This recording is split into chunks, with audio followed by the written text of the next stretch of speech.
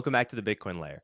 Today we have on Kenny Florian. He is a former mixed martial artist, a color commentator, and the host of the Kenny Florian podcast. Kenny, welcome to the show. Thanks so much for having me, Joe. Absolutely, I'm really excited for this one personally. I'm a huge mixed martial arts fan. Just recently began watching PFL, but I've been watching the UFC for as long as I can remember. So I'm excited to have an OG of the UFC, of the Ultimate Fighter, obviously season 1 on Team Liddell on the show today to talk about MMA and UFC.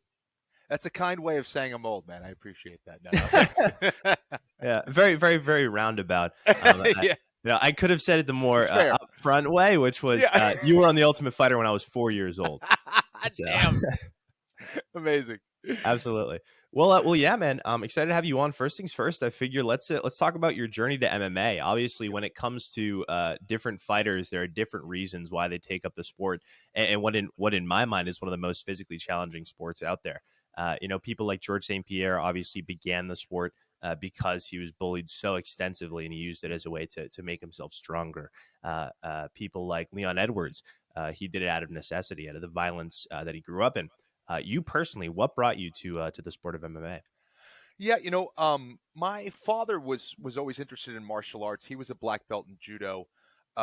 Would always talk about some of the great martial arts masters, and he would talk. He was a physician.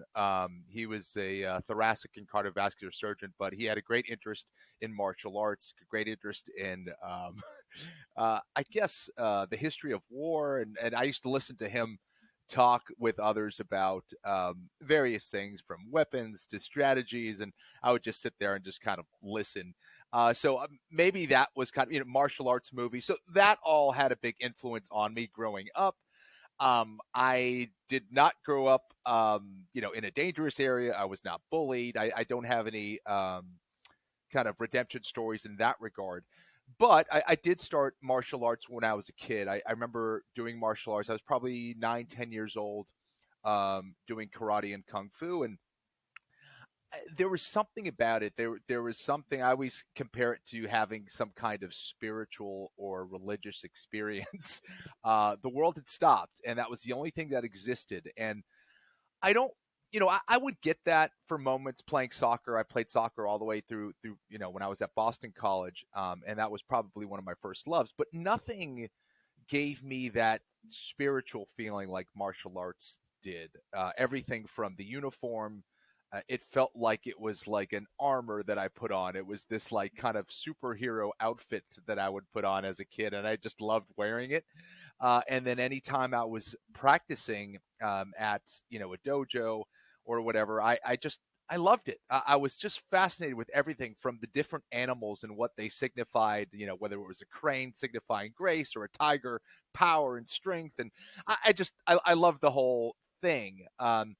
I got more seriously into soccer and tennis. I was one of 6 kids. My parents didn't have a whole lot of time to take me around to practices and things like that. So I kind of left martial arts and on the backside for a few, after a few years of training, and but I always missed it. Got back into it in college, and was just again just kind of fascinated with it. Why I kind of dedicated my life to it is I felt like I needed something. I didn't live a very difficult life. I felt like I did need it though, and getting into an actual fight against someone who really knew what they were doing terrified me. I think, like a lot of people, I had those dreams of getting into some kind of physical altercation and being absolutely useless. And whether it's my punches weren't effective, or I just didn't know what to do, or freezing, that stuff scared me. And instead of running away from it, when I found out about Brazilian Jiu-Jitsu, I said, this is something I need to learn. I need to do this. And literally from the first day that I trained Brazilian Jiu-Jitsu, I got that spiritual feeling back, and I was obsessed. Literally, it was like the only thing I would think about. Everything from taking notes to consuming as much as possible about it. Obviously, we didn't really have, the magic of the internet and YouTube and all the techniques and instructors out there. But whatever tapes, VHS tapes, Joe, I know you know nothing about that. Whatever was out there, I tried to buy and consume, and me and my brothers would practice daily, a few times a day, actually. That's phenomenal. That's extremely interesting, and it's good to hear because oftentimes when it comes to some of the more prominent fighters, they generally, like you said, they have some sort of redemption arc or a story or a reason Yeah. they got into MMA.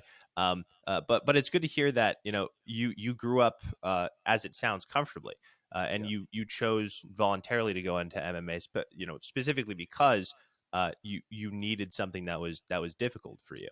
Um, Yeah, absolutely. I think I guess I want to go back and emphasize the necessity for it, and there was this fear. I wasn't being bullied. The odds or the chances of me getting into some kind of physical altercation of at Boston College or at where I grew up was probably slim to none, or rare anyway. Things happen in college, of course, but um, again, it was this thing that kind of was pushing me, and fear could be a great motivator to create some type of action. 100%. And I get behind you on the necessity to do challenging things and just for the sake of it. You don't Yeah. necessarily have to. There's a path you could take that's much easier. Obviously, you were going to Boston College. It's a very good school, right down the road for me, actually. Oh, And nice. you could take the easy path. There are so many different things you could do, but you chose to take an outsized amount of risk on yourself. It's extremely important. It's something. It's what ultimately led me to meeting Nick Bhatia, the author of that book back there, and then building TBL into the brand that we're trying to create. I could have gone to grad school. I could have stayed the course in college, but I didn't. And I think that for anyone listening to this, it's extremely valuable to take just an outsized amount of risk off your on yourself. Take the leap off the cliff. And just have a vision and go out and execute it. And you clearly did. You fought some of the scariest dudes that were around, that are still around today, Yeah. but were around back in the day. The BJ Penns, the Takanori Gomis of the world. Absolutely terrifying. What is a transition like moving from fighting individuals like that into ultimately doing color commentary and your podcast with John Anik? Sorry. What's the question in regards to that?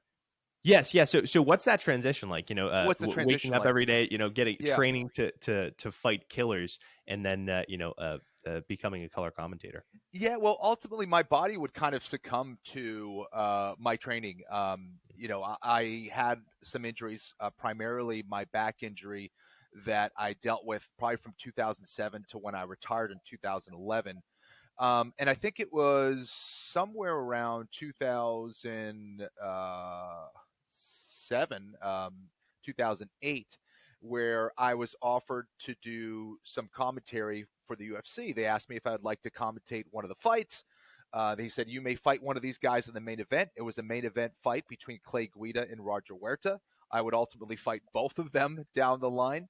But it was a fantastic fight. He's like, you love the fight game. Why don't you call the fight, and maybe you can use that as a way to promote your next fight against one of those guys. I was like, cool, I'll do it. So I sat in the booth. I commentated a fight. I had a lot of fun. I guess they liked my work. Joe Rogan wasn't able to do UFC 83. It was a rematch between Matt Serra and George St. Pierre in Montreal. And for whatever reason, he wasn't able to do the show. I got a call. They said, would you like to call the fight with Mike Goldberg? And I was like, really? Yeah, he called the whole show. And I was like, okay, I'll try it. I don't have a ton of experience, but I'll do it. I did some research, called the fights, had a blast. It was amazing. And that kind of what got my foot in the door and kind of, I guess, offered the UFC another option besides Joe Rogan. After that, ESPN had contacted me about being a part of a new show called MMA Live with who was an unknown at the time, John Anik. And we had started the show, MMA Live. It was on ESPN.com, then would ultimately move to ESPN2. at like 2 in the morning or something. And we had the kind of this cult following because it was the first time that mixed martial arts had kind of gone mainstream. It was a huge deal, especially on Yeah, ESPN back in the day. Yeah. exactly. So that was really cool. And you know, that's what led to a deal with the UFC when I had retired. I remember Dana calling me when I did hurt my back. He said, you know, you can work for us forever if you want. You always have a job here. Just kind of ironic because I no longer work for them. But but you know, it was an awesome opportunity to work for both ESPN and the UFC themselves, and then that would ultimately lead to a deal with Fox Sports. I think I was like the first professional athlete to actually host the show. That was UFC Tonight on Fox Sports. And now as you mentioned, I'm doing commentary for the PFL and have that podcast with John Anik, that we started back in, I don't know, I guess 7 years ago. So yeah, it was kind of a nice transition. I wasn't the most physically gifted athlete. I was a good athlete. I wasn't, I would say, special in any way. I wasn't a Francis Ngannou or a John Jones or anything like that. So I had to rely on other things. I had to rely on new methods, unusual tactics and strategies, and really try to think my way through things. And so I tried to be as smart as possible with my approach, both in training and execution of the fight. It didn't always go my way. I certainly made mistakes, but one thing I pride myself on, above any win that I've had, was my ability to adapt, evolve, and improve. No matter what, whether I won or lost, I always felt that each and every fight I was always better than I was before, and that really was what drove me every single day in practice to train hard and improve. And I tried to carry that approach to analyzing fights and seeing things a little bit differently than what was out there. A lot of times we point out and get excited about the things that we can see, but there's so much that's happening that you can't see. And I do my best to try to explain that and look for those things and try to educate the fans the best that I can.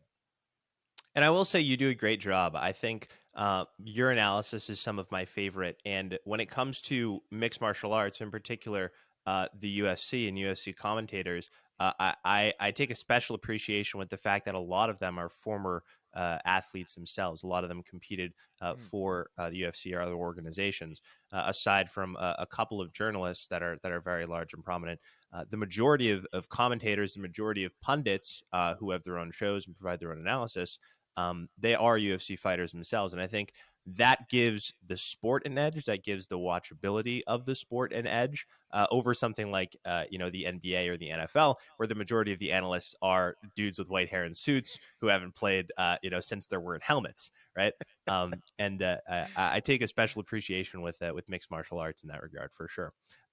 So let's talk a little bit about Bitcoin. I think what was really, really interesting to me is that I saw you on one of my Twitter Spaces, I think last month or 2 months ago, and we were talking about the FOMC's decision to hike rates by 50 basis points. And I look in the audience, and there's Kenny Florian, and I was taken aback for a second. Then I looked in your bio, and I saw a hashtag Bitcoin, and there's been this interesting thread of mixed martial artists who enjoy Bitcoin to some degree. They have it as a topic that they're interested in. It's curious to me, Francis Ngannou a while back began talking about it, and Bitcoin in Africa, actually, which is something we've been talking about on the show for a while. Ben Askren as well, and yourself. So talk to us a little bit about, why you're interested in Bitcoin.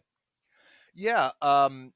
I guess I learned about it when it was first like $75. A buddy of mine, when I was living in Los Angeles, had told me about this thing called Bitcoin.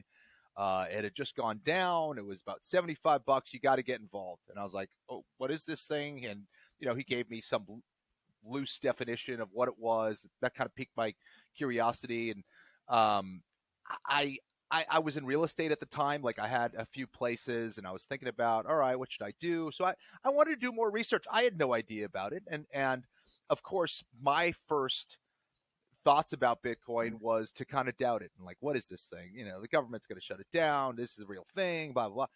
And I hesitated. I dragged my feet and didn't get involved until a little bit later. I think my introduction was like, getting involved in in other cryptocurrency, and got that because it was cheaper. That was my level of understanding. And then ultimately, as I did more research, I was like, okay, well, it seems like Bitcoin's more expensive for a reason. What is this thing? And really started learning about it. Sold everything that I had in Ethereum and went all in on Bitcoin. And to be honest, really what piqued my curiosity more than anything else is like, if this is something that catches on, I can make some money. That's all I really cared about. Like, I can make some money. It's really interesting that I don't really need the reliability of a bank or whatever. That was cool. But more than anything else, I'm like, hey, this is an opportunity for me to make some money.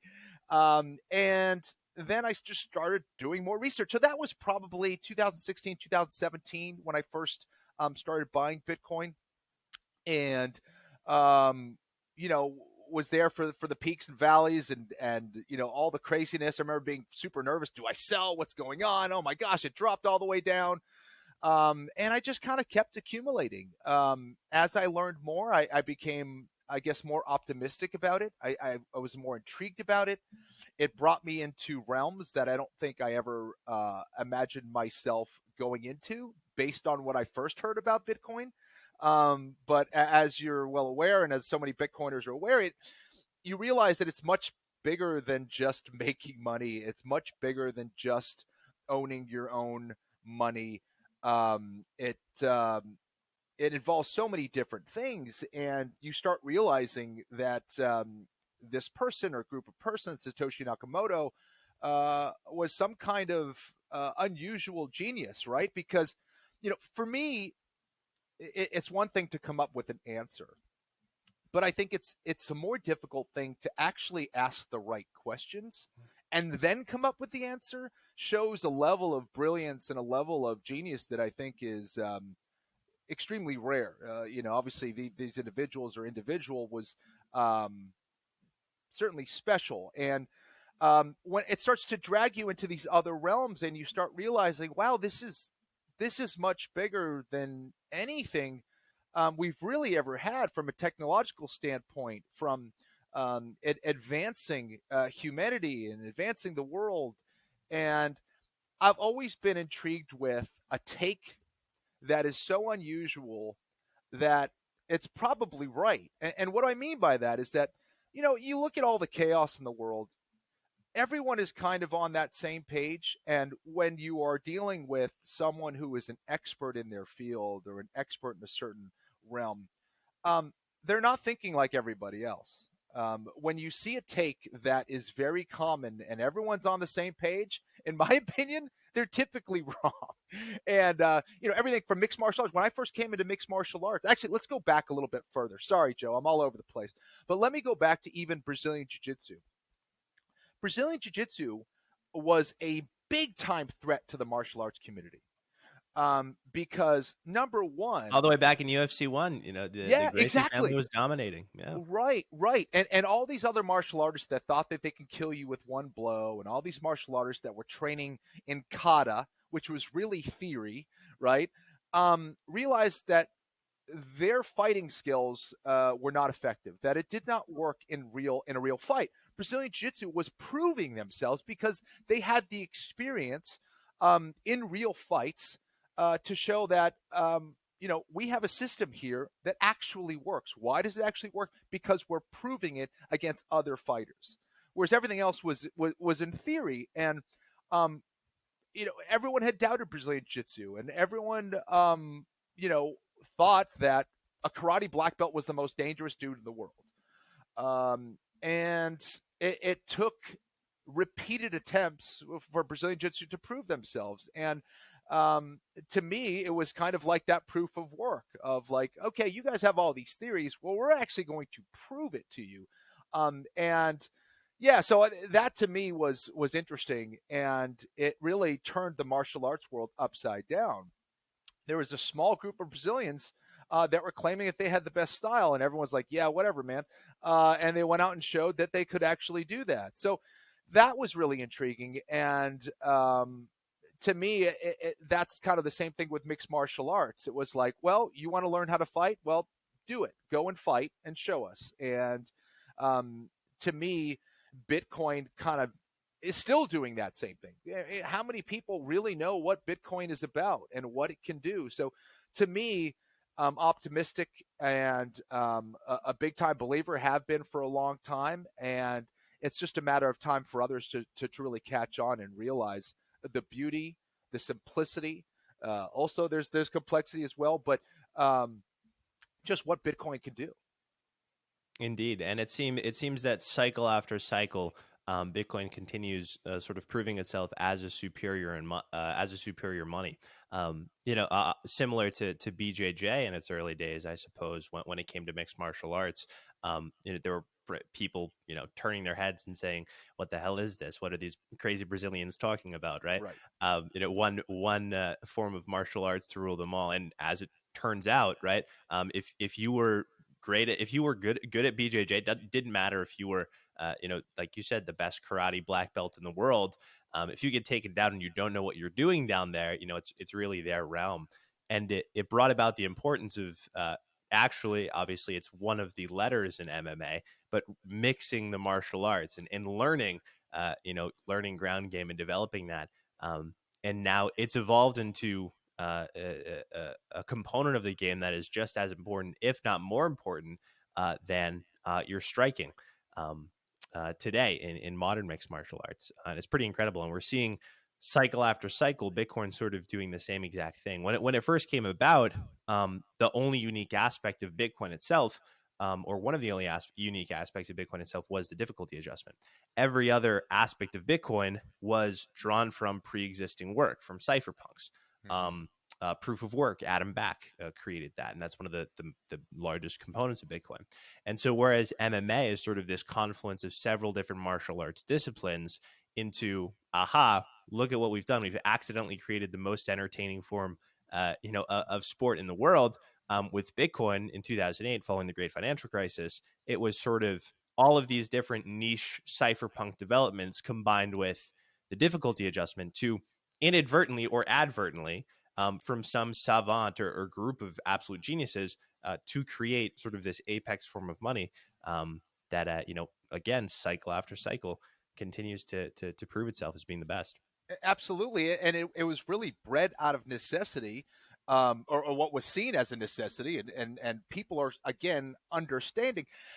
I'm always fascinated with things that are able to break the mold, that really kind of melt your brain and challenge your thinking of what is done now and what can be done now. And the reality is that people don't like change, and so much of that resistance to Bitcoin or resistance to anything happens out of fear and like, no, I want to stay in my comfortable little bubble. I don't want to believe that everything's bad and that I need these things.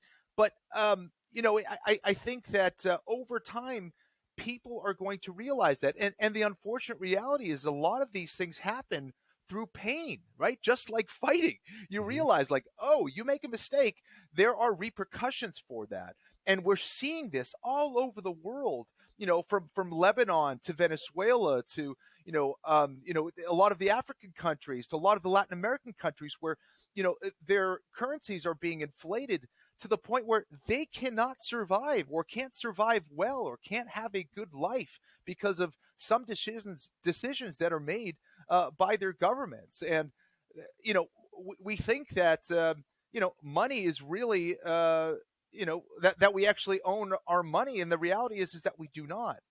Bitcoin is the first time that we have that separation of money and state, and I think a lot of people are going to learn some hard lessons, unfortunately, and they're not seeing it as insurance, and insurance has no use until you actually need it, and Bitcoin, of course, is more than insurance, but people just aren't seeing it yet as much as they should, and I think when they do, it's going to get crazy. 100%. It's going to get crazy once the need for Bitcoin comes about in the Western world, which is actual ownership of money and verifiable ownership of money. Because here in the Western world, we sort of take it for granted to some degree.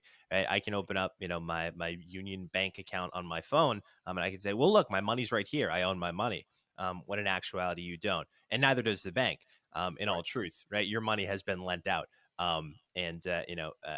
If we all were to go to the bank window all at once, we wouldn't be able to withdraw it per se. But thankfully, that bank has aligned with the Fed, who can, imbue the bank with enough money and enough credit for you to withdraw. And it doesn't become an issue until you live in one of these nations where you actually don't own your money whatsoever. It's more viable, to cook your food with, to set on fire and cook your food with, or to just throw away outright. And I think that's in all likelihood one of the reasons why I saw Francis Ngannou begin talking about Bitcoin far and away well before anybody else did.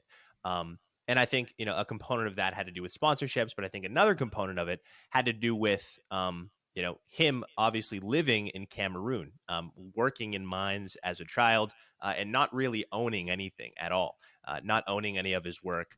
And with Bitcoin, obviously in the Western world, you have more access to your money. You have the ability to accumulate wealth, but also with Bitcoin itself, for individuals in countries like Cameroon, you have the ability for the first time to actually store your wealth somewhere and not have it confiscated or devalued by the central bank of the country that you live in. And I think that above all else, on a world scale, that's probably the most important innovation for people not in the Western world. I think in the Western world, we see it more so as, people like yourself and like myself as well. I joined for this reason, initially took up an interest for this reason because, number go up, right? This is the potential to make money. But through time, as you learn about central banking, as you learn about in response to every crisis, the currency just gets devalued, then the value proposition for Bitcoin begins increasing again. So different parts of the world, there are sort of these different value propositions for Bitcoin, right? In sub-Saharan Africa, it's ownership, and storage of wealth. In the Western world, it's an inflation hedge. It's the ability to, hold something at a corporate level or at a personal level on your balance sheet that won't get devalued.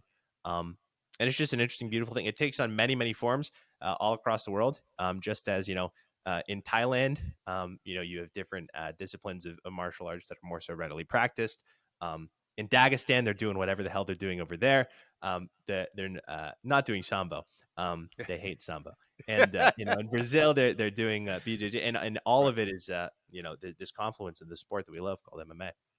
100%. And I think, to your point, it becomes that much more of an issue if you are working extremely hard for your money, right? And I guess there's different definitions of that and varying levels of that. Not everyone works very hard for their money, right? If you inherited your money, or if you are kind of working a comfortable job, or you don't have to really move around, do a lot of things. You're talking about construction workers, landscapers, coal miners, fighters or football players, whatever it is. There's varying levels of that. Our time is limited. Our bodies are on the line. Our brains are on the line. Why wouldn't you want to maximize your time and hold on to that monetary value that you've stored over the years? I think people take that for granted and don't really realize the value of your time and your body. I think that this is just a whole new dimension for people to kind of get into and be a part of the Bitcoin network. So I'm really curious to see how it evolves. I know that it will increase in value, and people will see the beauty and importance of the Bitcoin technology. I think fighters, to your point, I think fighters especially, I know fighters especially have an appreciation, a larger appreciation for earning their money and putting their body on the line each and every time they step into that octagon, they step into that ring, they step onto that mat, whatever they're doing. I think that Bitcoin as a wealth storing mechanism, not only would it be more attractive to fighters who are doing that and want to maximize their ability to retain what they're earning, right, with their blood, with their sweat, and with their hard work in the months leading up to every single one of their fights and the months in between fights. And particularly for fighters who may find themselves on the undercard, they may find themselves at the bottom of the undercard more so than not. Let's say they're a career undercard fighter, a journeyman is the term. I suppose. I'm not sure if it has a negative connotation or not, but there are some fighters who find themselves on the undercard, near the bottom, near the middle, and they fight that way for 5, 6, 7, maybe a decade, and then they retire. And after that, more often than not, it just isn't enough to live off of following that. Right. You see even people like, the former heavyweight champion, Stipe Miocic. He's obviously, he worked in a firehouse while he was champion. But now on the most recent MMA Hour with Ariel Helwani, he talked about how he was going to work until 65 so he could get a pension. Mm. So then he could live after that. And that rang in my ears for hours after listening to that interview. Like, why does the former heavyweight champion of the world have to work to get a pension? That doesn't make sense. He's the baddest man on the planet. Right. And it got me thinking, right? Does Bitcoin sort of offer an alternative savings mechanism for these fighters, who may not be earning enough to live off of after they exit their organization? Yeah. In regards to savings, I think a lot of professional athletes struggle. Maybe not a lot, but I think, I don't know, if you're making millions of dollars, or you're making hundreds of thousands of dollars, or tens of thousands of dollars, whatever it is, I think, some people have the ability to save, some do not. It all depends on what your spending habits are like, what are your expenses, et cetera, what's your lifestyle like.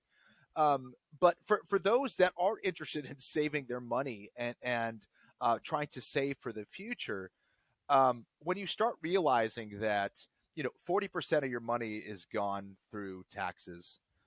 If you're a fighter, you got to pay your coaches, you got to pay for all the supplements, the other coaches, the travel expenses, bringing fighters in, all that stuff. It doesn't leave you with a whole lot, especially if you're investing into your next training camp or what have you. Um, Thinking about it in terms of, the ultimate shoebox, or the most secure mattress in the world, and one that is most likely going to increase indefinitely with time. Why wouldn't you do that if you are interested in living a good life later on down the line, instead of giving your money to a bank, which is basically they're going to take 90% of it or more, invested in other things. They're going to make money off of your money. And then you have a government or Fed that's going to inflate your money. So you're losing money on taxes. You're losing money on your expenses. You're losing money on inflation. What will you have left? That is the question. And what do you want to be a part of? Like, do you want to be a part of that system, or do you want to be a part of the Bitcoin network that is always true, that is always secure, that is going to increase over time and as people learn about it? So I don't know. I think there's still a lot of education that needs to take place, similar to mixed martial arts, similar to Brazilian Jiu-Jitsu. That process takes time.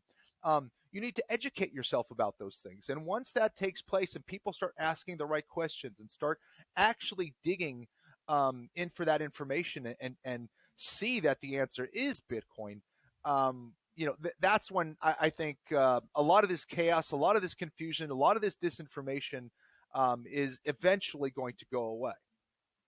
Fantastic. Bitcoin right now, since the white paper is coming up on its 15th birthday. If we're going by the white paper, it just turned 14 rather, if we're going by the first block. And so in UFC terms, we're right around 2006, 2007 timeframe for the life of the UFC, life of the organization. And so if the UFC is any indication for Bitcoin, we've got maybe 6 years when it comes to Bitcoin until we reach that escape velocity and we become mainstream. And here at TBL, we tend to think that Bitcoin has a future, sort of as this base layer monetary asset. That's what Nick wrote his book Layered Money about. We tend to think that Bitcoin has the technology is there, right? It's infinitely divisible, near infinitely divisible. I like to use the term infinitely scarce, even though it's not infinitely scarce. Up through 2140, I won't be alive. It's going to continue decreasing its supply schedule. And there's nothing like that anywhere. And so I say infinitely scarce because for all the rest of time, there's only going to be a certain amount of these things going around. And not only that, there are going to be commodity producers producing this thing, for the next several decades, and a decreasing amount of it, which is not something you see anywhere. With gold, right, the supply schedule increases as more suppliers come onto the network. And so I think the world has yet to come around to fully understanding and wrapping their head around that technology. But similar to the UFC in the year 2001, 2002, 2003, people are wrapping their head around the concept and exactly what it can bring as of right now. And I think within the next half decade or even less, um, I think we're going to fully breach escape velocity in terms of public understanding of what Bitcoin is and what it could be, and then the asset itself repricing to reflect that. So I personally am very excited for the next several years we have ahead of us. Yeah, absolutely, man. And again, if you're looking at some of these early movers, because it's still early, guys. But if you look at the energy companies and what they're doing, and they're mining Bitcoin, you see a lot of these leaders in the technological fields that are realizing the power of Bitcoin. Everyone from Tim Cook to Michael Saylor to Druckenmiller, all these legendary investors, that are learning about Bitcoin and buying a lot of it and own a lot of it.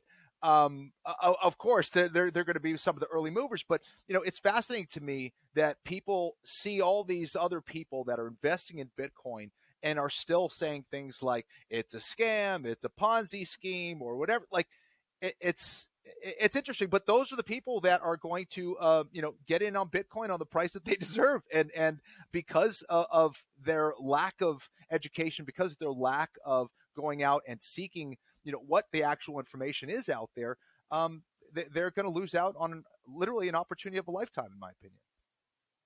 Absolutely tremendous, Kenny. For the next 5 or 10 minutes here, let's quickly talk about fights. Now, I usually don't go out this far into the future in terms of fights, but I took a look, and the next 6 or 7 cards, I believe, probably even 8 cards, at least the headlining fight. But I know these cards are stacked top to bottom. And we don't often get a lot of this. 2022 is a fantastic year. I remember 2019 was a fantastic year for fights, but it's not often that we have 7 weeks in a row of. I'll spew off a few of them here before we even get to Jones returning at heavyweight. We have Derek Lewis versus Sergey Spivak. That's going to be a barn burner. Obviously, Derek Lewis, fan favorite. Sergey Spivak is on an absolute tear.